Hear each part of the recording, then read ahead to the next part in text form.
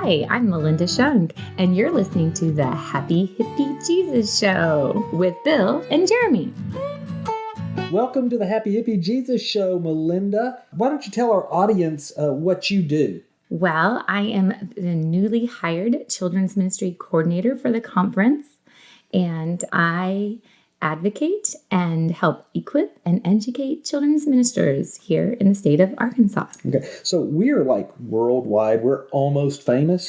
What conference are you talking about? Oh, so sorry. No, it's okay. The Arkansas United Methodist Conference.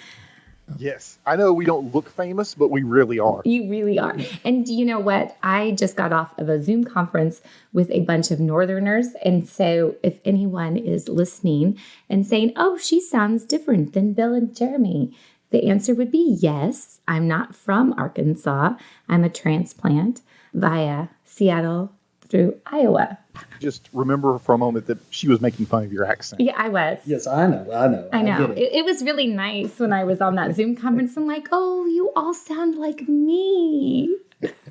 Which I'm usually the minority here now. All right, now, can you tell us how you got here in Arkansas? I never in my wildest dreams did I think I'd be living in the fine, beautiful state of Arkansas. But my husband works for Weyerhaeuser, and he worked for many years in Seattle, and his job brought us here to Hot Springs. And we were really, really thankful to be here. We love the city of Hot Springs and the people and the beauty of the state. And it has been a lovely part of my job to be able to drive all over Arkansas and learn all these fun city names. Like Possum Grape? Yep, and Herbert Springs and Stuttgart. And they're kind of just fun to say. And if you throw in your little accent, and I've learned to say y'all correctly.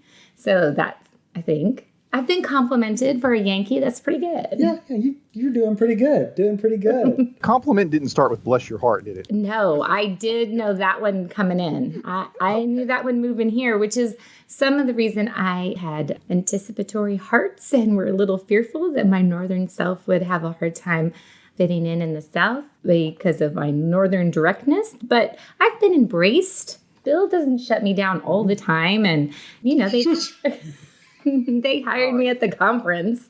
So I guess before we dive too deeply, I would like you to use your northern directness to set Bill straight about Jesus not being a hippie. Not being a hippie? Oh. You don't think Jesus was a hippie, do you? Well, let's see. He wore sandals, walked around with a bunch of friends, ate where he wanted, drank where he wanted, sat and had fabulous, deep conversations with people. I don't know. I'm thinking he's not, a three-suit guy. I think he probably lands a little further on the hippie side. I mean, it is the Happy Hippie Jesus Show. I guess I should expect most of our guests to agree with you. So, even the guests you pick. Yeah, well, they hear the title and then they run away.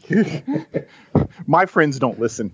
Only Bill's mom. Title was good. Only Bill's mom? It was just my family. So you were complimenting Hot Springs. You don't even have to do that because, my mom doesn't live in Hot Springs. None of my family does. Well, my sister does now. So that's true. She does. So Jeremy's family won't listen. Oh, they disagree. Say they hear enough of me and no one wants to listen to Bill. Gotcha.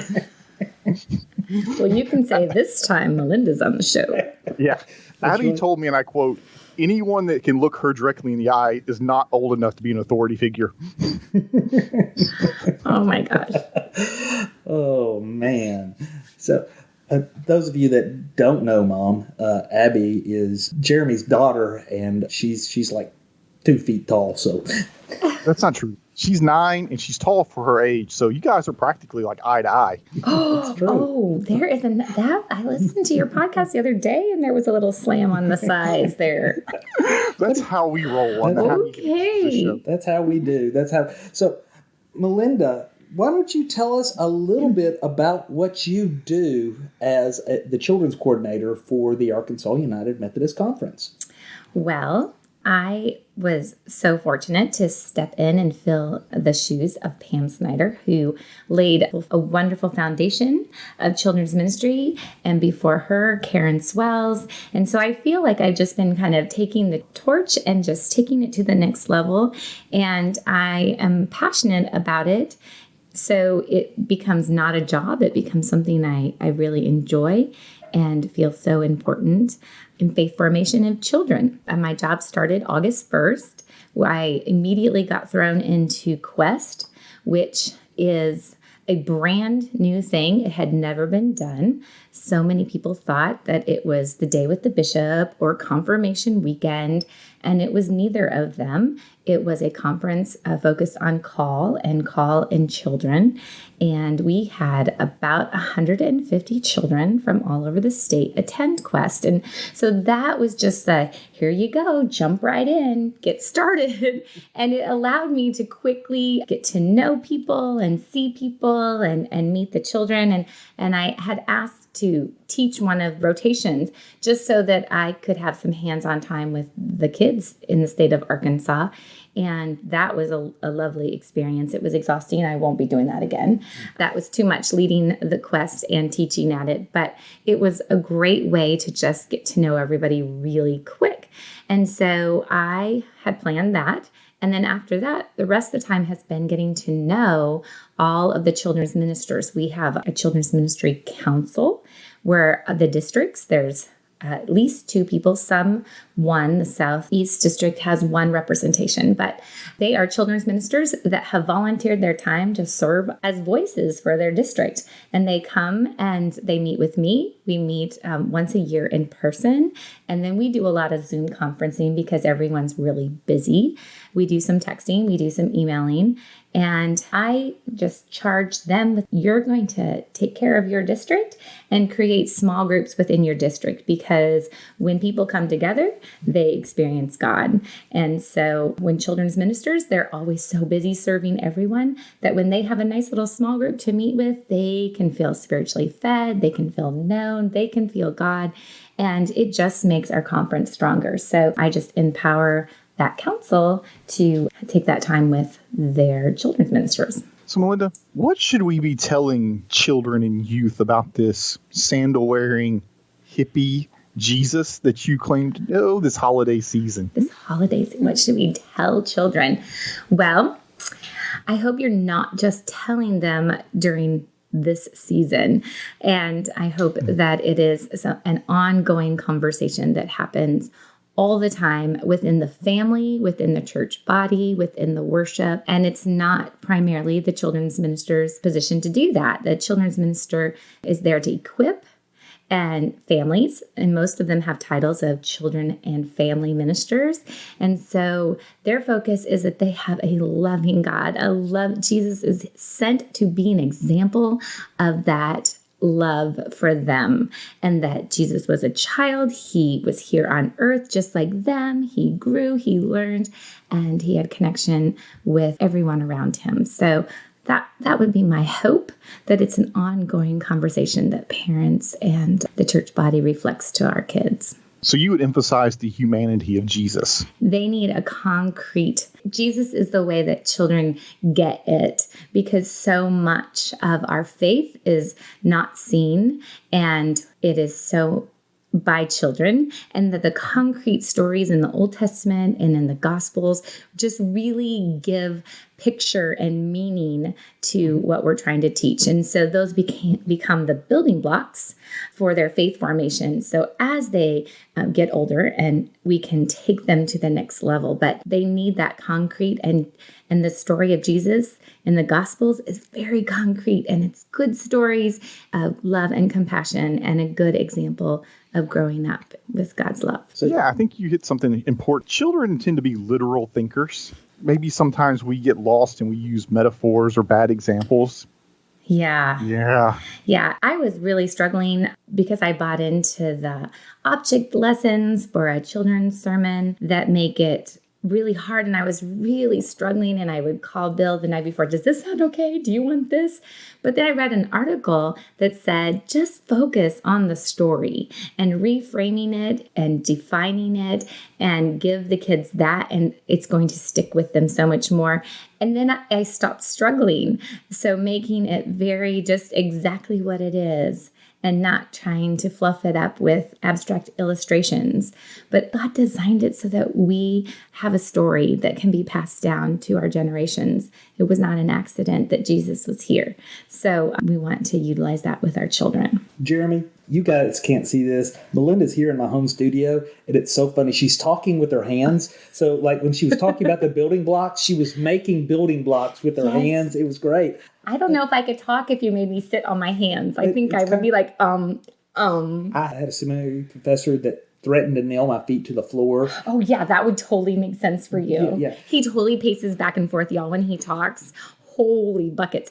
And then the apple doesn't fall far from the tree because I teach his kid on Wednesday nights, and it's like a smaller version of Bill. He has to be moving. He says very insightful things, but his body needs to move. I hope we have some listeners out there with kids. I know my sister's got kids. What's some good techniques or advice you can give to parents about talking to their kids about Jesus? Well, people immediately start to get a little sweaty armpits and a little panic when they're asked to share the story of Jesus with their children. I'm not a theologian. I don't study this. Exactly. But you've brought your children to church and you made a promise at their baptism. And guess what? It is so easy because when you're walking with your child in the stroller, you can look at the beautiful trees and say, God made those for you. Listen to those birds. Oh, God made those for you. You are a beautiful child of God. And so simple conversations like that, modeling a prayer at the dinner table. So often, so many of us pray, but as grown-ups, it's a really private thing. And I'll just give you an example. You'll see children in 2s and 3s and 4s where they grab a plastic phone and they walk around and they mimic talking on the phone and having the big, deep conversation. Well, did you sit down and teach that to them?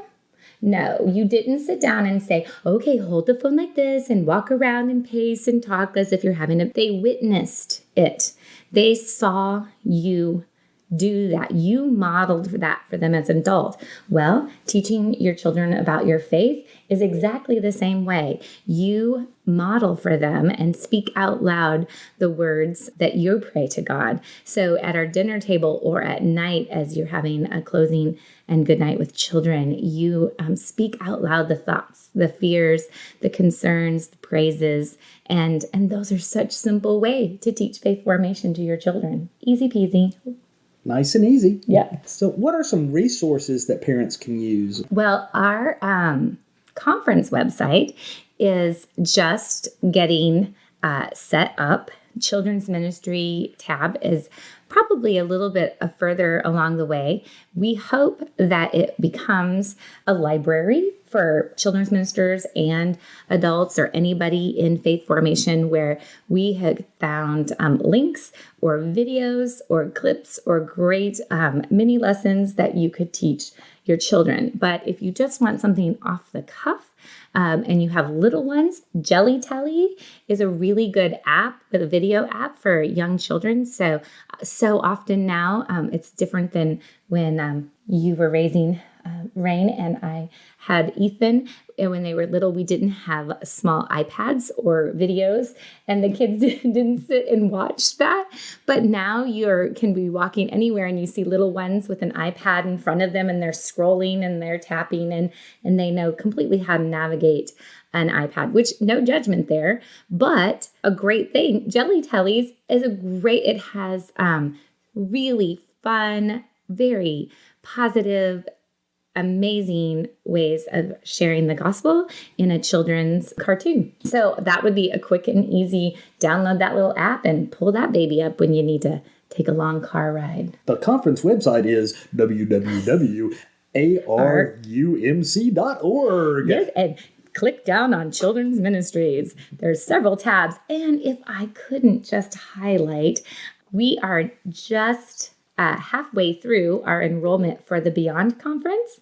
And the Beyond Conference is the adult part equipping adults, children's ministers, parents, pastors in faith formation for children. So that will be January 25th and 26th. It will be at Philander College. We currently have over 51 people pre-registered for the conference. I'm so excited. So we have room for about 50 more, and it will be an all-day event on Friday and all day on Saturday with an opening worship. And Marilyn Sharp from Minneapolis is coming down, and she will be talking about faith formation, how it looks and how we can use it to connect. If you're working at a church, how do you connect with your parishioners in a really authentic spiritual way? Because that connection leads to faith formation. And then how do we train our parishioners to be active in the Sunday school classroom or when working with children in a volunteer way? How do we help them connect in a connective spiritual way? And then she's also going to speak about children, quick and easy things that you can do at home for faith formation and what just needs to become a ritual in your family.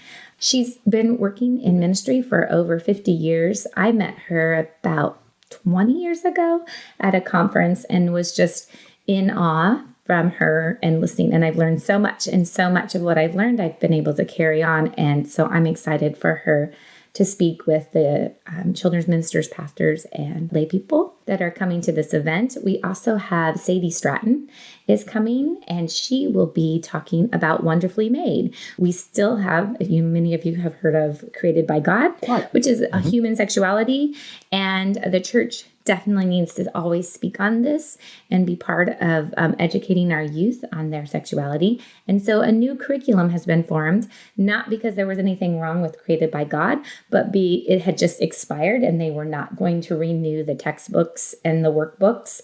And so Wonderfully Made came out, and Sadie went to Florida to be trained on that. And so she's going to come and just introduce that new curriculum because there's so many parents and children's ministers that are not familiar with it. That's a wonderful conference level, relatively free training that anyone is welcome to join. For the first time ever on the Happy Hippie Jesus Show, Bill's going to make show notes, and he'll put some links in there for some of these resources and conferences you just mentioned. You don't have to rewind and frantically try to write it back down. It'll be in the show note. Bill is going to create. That's because I do all the work. Bill does all the work. I make short jokes. You just look cool with the headset, with the special mic.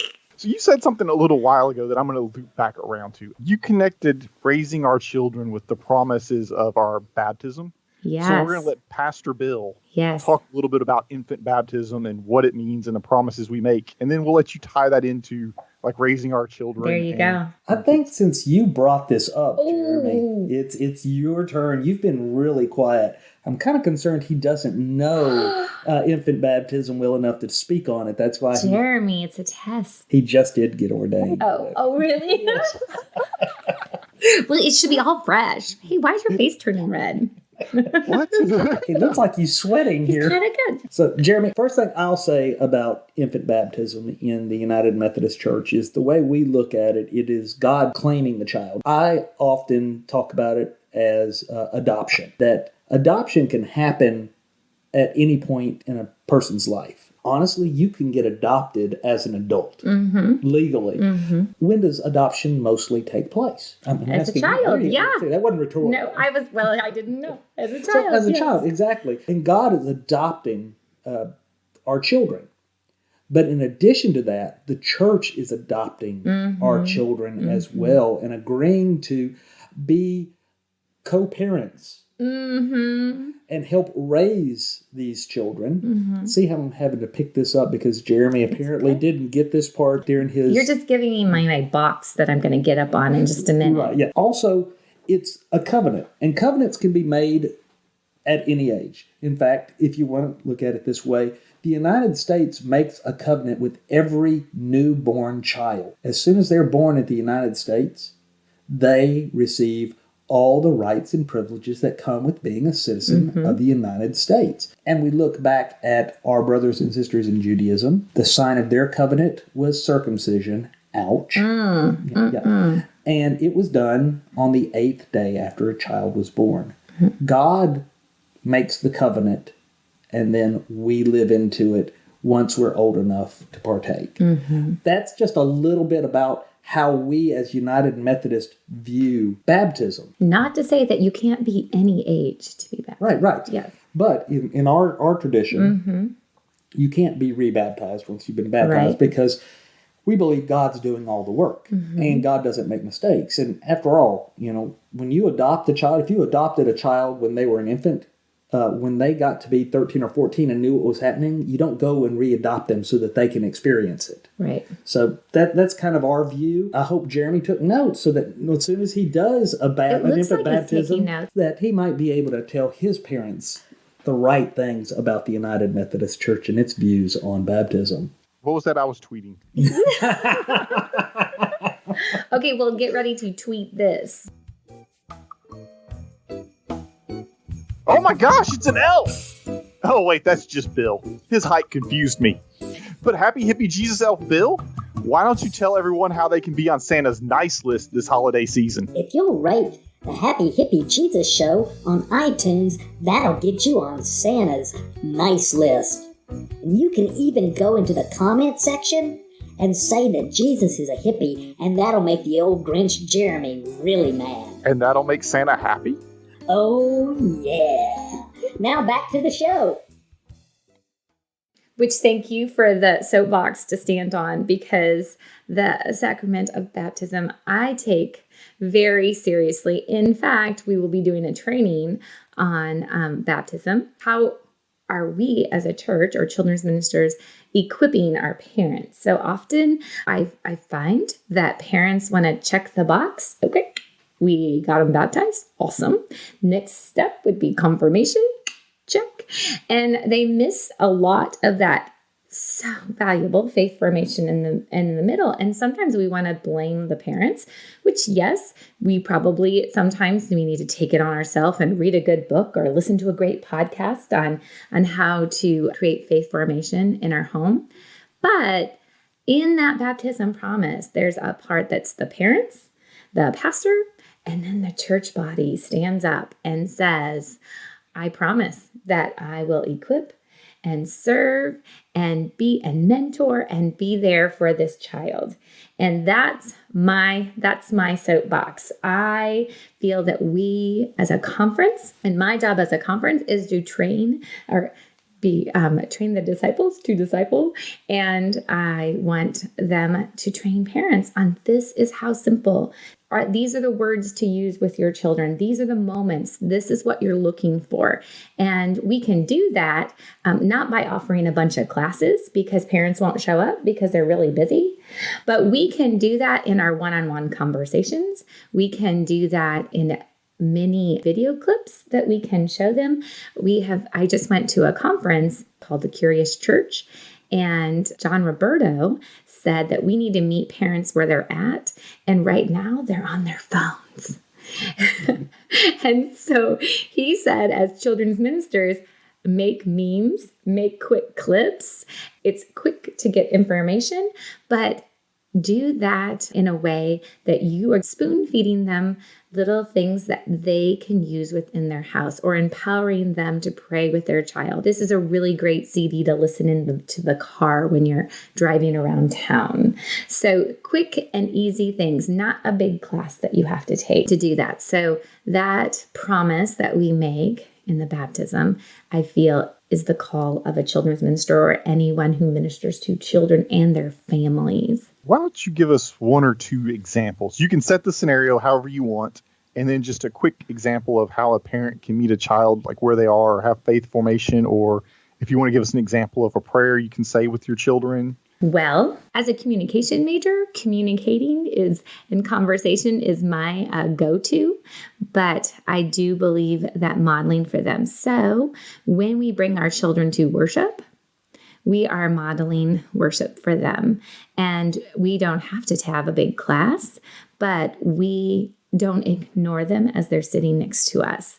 As a parent, you grab the hymn and you point it out, or in our case, you hold them in your arms and you point up to the screen and to follow the words. You might whisper in their ear, oh, look, it's time for communion. then you're putting a name and you're labeling quickly what the pastor is doing.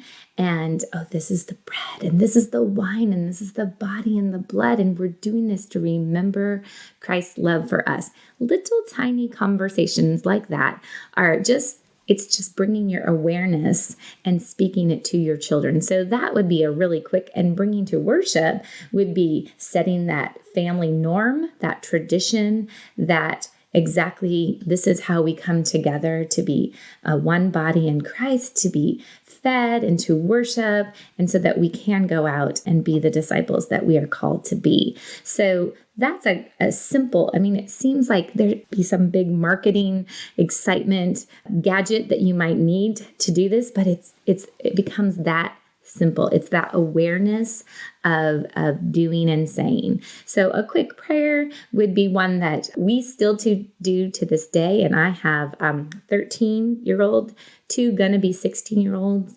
And I say that because they're literally counting the days to turning 16 and an 18-year-old. And the prayer that we do every night before we eat is, our hands we fold, our heads we bow. For this food, we thank God now. It's very repetitive. It's very quick and rhymey, but it makes everybody, you take a breath, take a moment.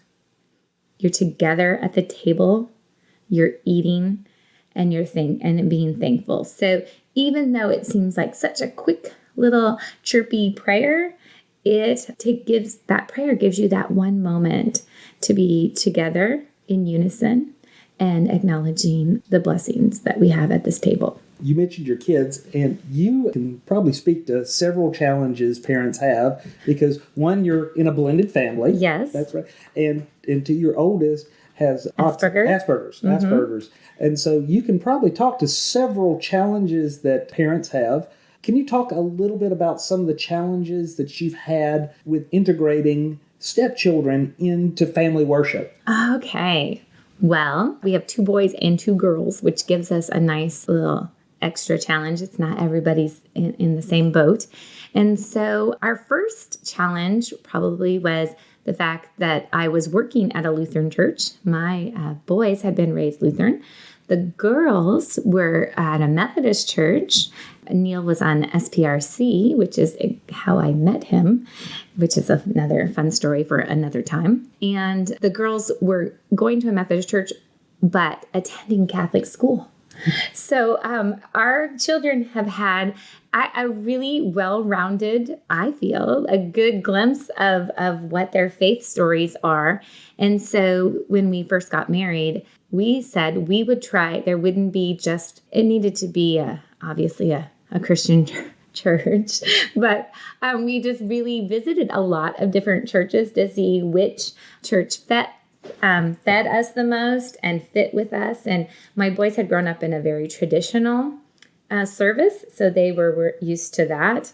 And the girls had with a large congregation for the boys, and the girls had a very small congregation at a Methodist church, at Mason Methodist Church in Tacoma, Washington. And so they were used to kind of being the only kids in Sunday school. But it was interesting to find that we all found comfort, and our happy place was at the Methodist church. We tried different Lutheran churches, and we tried some non-denominational, but I struggled with that, just where I was in my faith. And then we went to First United Methodist Church in Hot Springs. And when we were in Seattle, we tried a lot of different churches. And it was interesting to be someone who worked at a church and then who wasn't currently working in church, to walk in and see, oh, this is a really good thing they have going, or, oh, what are they doing? That is totally against child safety policies. And I had to be really careful because I was struggling with that. But that's how it was kind of like what fit us best, and the United Methodist Church in Hot Springs, first church. So you might say Neil knows best. No, we were very open. Nobody dominates in our house. We can go around. We can all do this question if you want, but we'll let you start first. Oh my goodness. I've been talking all the time. That's the bonus of being the host. We ask questions and let other people talk. Okay. Plus, we've done some ratings, and no one wants to hear what we think. Okay.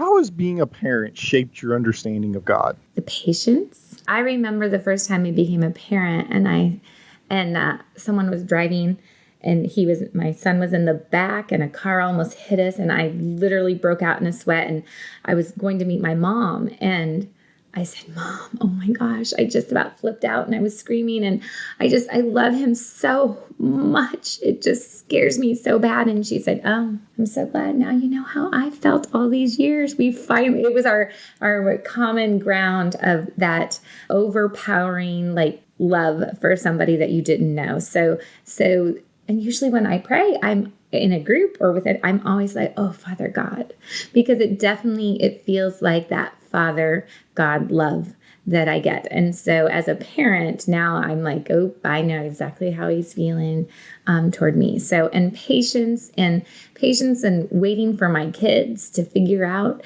where their spiritual gifts lie, where God calls them to be. It's hard for me not to jump in and go, you need to be doing this, because I see it, but I need them to see it. And so I know that God needs us to see our gifts and our call, just like I need to let my kids see theirs. Bill, have you got an example? I would say that being a parent has shaped my understanding of God with your kids from the moment they're born to the day that hopefully we're gone first. Yes, please. Is you get to see who they become. There are places where you can influence that, and there's places where you can't. And the places where you can't influence it, you just love them for who they are and how they are growing. And that really helped me to understand how God loves us even in our brokenness. Mm-hmm.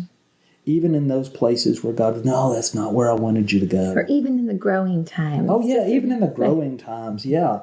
Because as parents of teenagers that we are. That's right. I mean, you said that Wesley's like a little clone of me, but he is. But that also drives me nuts because he's a little clone of me. So, and you just love him through it, and you realize, wow, this is how God loves me. In fact, even more, and this is how God loves all of us. Mm-hmm. So that's how being a parent has shaped my understanding of God, but also God shapes my understanding of how to be a parent as well.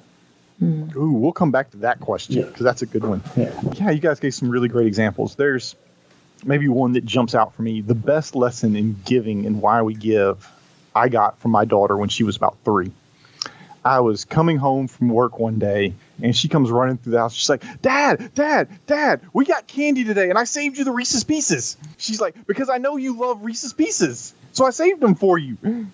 And, like, my daughter loves candy, and it's not that I couldn't afford to buy Reese's Pieces on my own. It's that she knew that I loved them, and she wanted to give this to me because she knew that I loved it.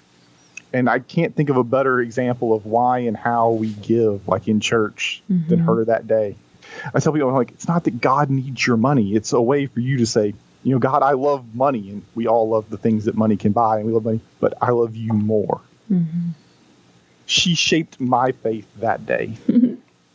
But I like Bill's question. Come back to that one, Bill. How has your understanding of God shaped you as a parent? And we'll go back around the circle. Okay, so I start. My understanding of God is, one, just what I said was this undeniable love that's unshakable. But also the way that God leads us and the way that God teaches us, it's a very gentle leading and teaching. God nudges us in certain directions. God leads us in certain directions. And then God also knows where we need to explore on our own. But God's right there beside us. It's kind of like when you're teaching your kid to ride a bicycle. Mm-hmm. You know at that moment that where you need to let go while you're pushing and holding them to let them continue to ride. And you also know when you start seeing the bike wobble that you've got to run over there and start to catch them. And that to me is kind of like the way God does with us. And we don't always know God's catching us. When Rain was about 3 years old, this just shows her determination too. We went to go climb Pinnacle Mountain together. And we were climbing Pinnacle Mountain. We get up to the part where it's no longer the steps and the trails and it's the big rocks, and we're going up there, and she is just determined to climb those herself with her teeny tiny legs and her teeny tiny arms. And I would just watch her try to do it. And I knew the moment when she needed me to reach out and hold my hand for her to grab it and pull her up. That's what God teaches me. So, Melinda? I was still listening to your answer and I was just really focusing. I'm like, Jeremy, go. It was just, I don't know. There's nothing more to say, really, is there? See, there's advantages to going first. I'd say I understand God's love is both unconditional and transformational. God loves us, where we are, no matter what. And then God also kind of encourages us and shapes us and wants to see us transform and become. And, oh gosh, I do my best to love that and to model that with my kids, to let them know that they're loved right where they are, no matter what they do or whatever mistakes they make or don't make. And then I try to help them, encourage them, and let them grow, and hope that somehow my love can help them transform into the people God created them to be and can let out all the special things that are inside of them. And it's trial and error, and I don't always get it right, but that image of God's love and how it is both always there for us and always encouraging us is really fundamental to how I try to parent my kids. So there's that. Okay, so both of you are brilliant.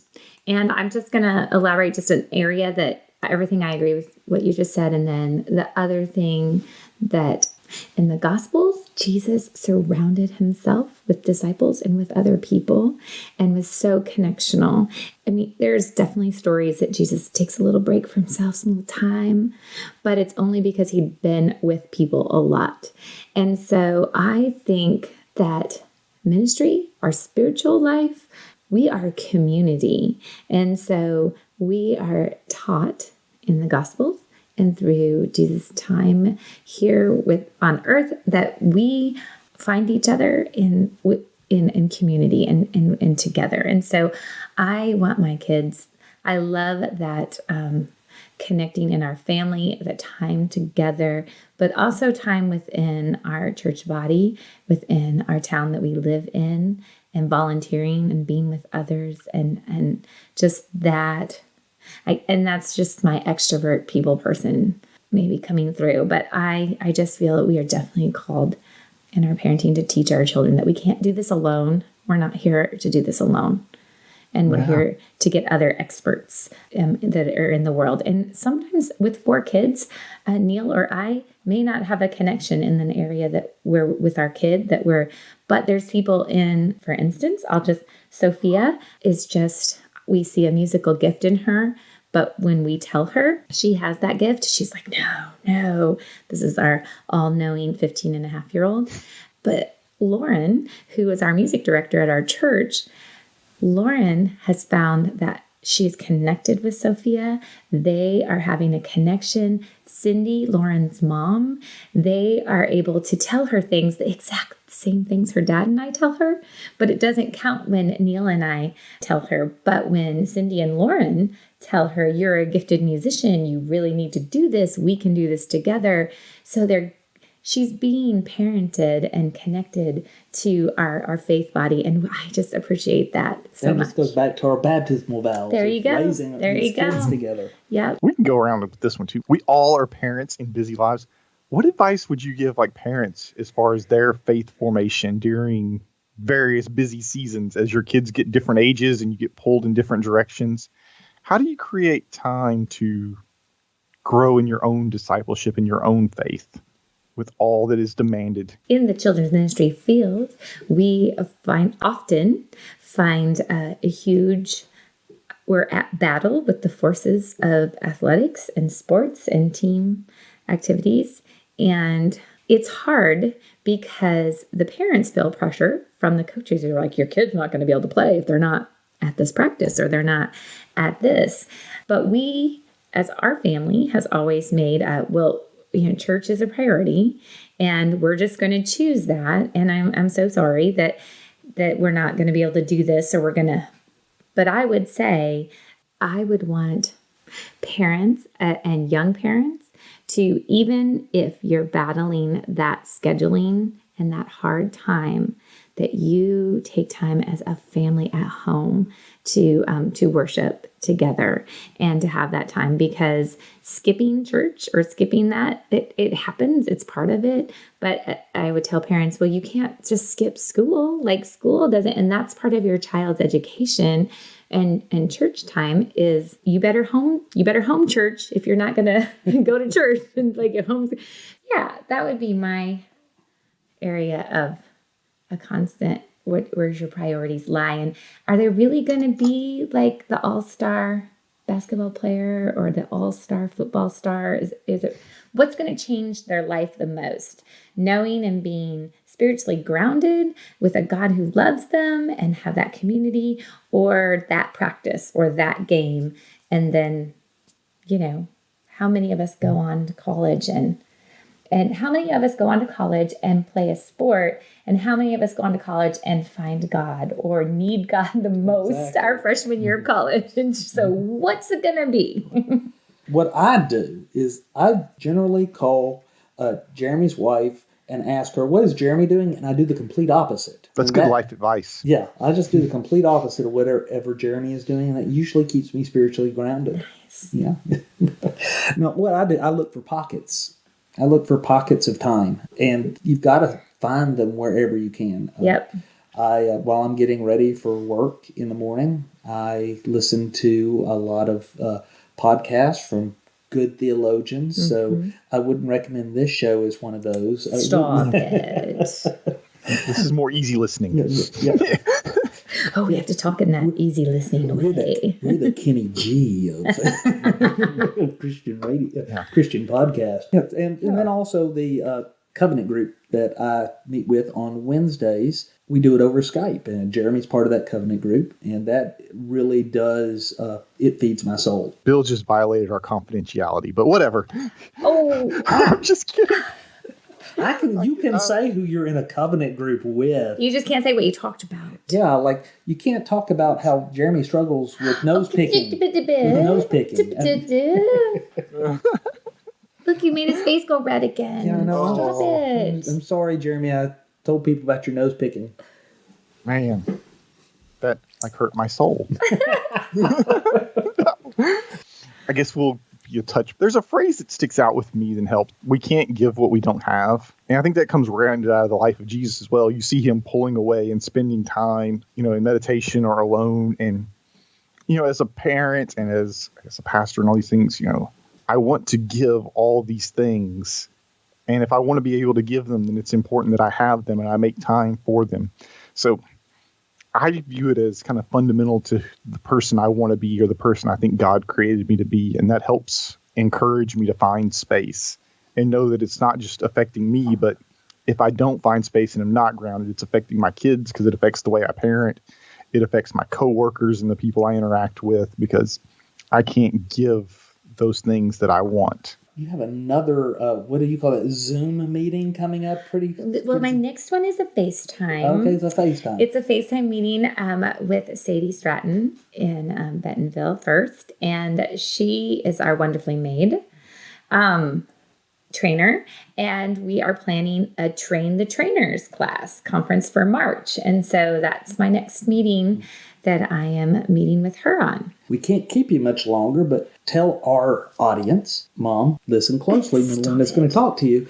Tell our audience one piece of advice about sharing Christ with your children in this crazy age that we live in, and then let our audience know where they can find you or follow you or contact you. Okay. I would have to say that when you become a parent, you are going to be bombarded, or you remember being bombarded by, you need to do this and get in this preschool and this school district, and you need to have this best and this best and this best, and all of these things to be the best parent that you can, and so that your kids have the best of life that you and your hopes and dreams want to provide for them.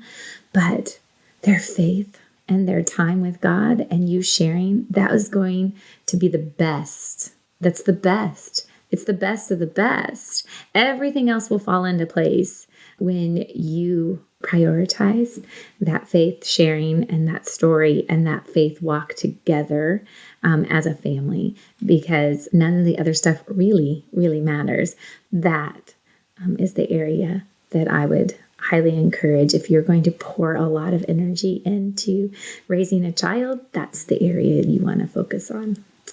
So, and you can find me you already did our conference webpage, but we have a Facebook group called Arkansas Children's Conference Ministry, and I post at least once a day. You might see some really funny videos on there. I also really try to highlight and bring up what other churches in the state of Arkansas are doing in children's ministry to give ideas and empower others to share.